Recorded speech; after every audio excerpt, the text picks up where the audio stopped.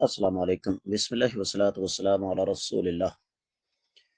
سوال آ گیا جی، ایک آدمی موٹر مکینک ہے، گاڑیاں ٹھیک کرتا ہے۔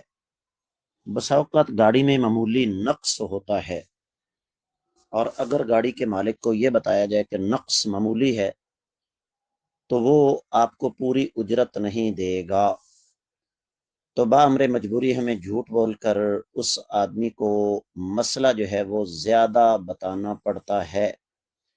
کیا ایسا کرنا درست ہے؟ بالکل غلط ہے جی، اس لیے کہ رزق کی ذمہ داری اللہ ملک العلم رب الجلال والاکرام نے اپنے ذمہ رکھی ہے۔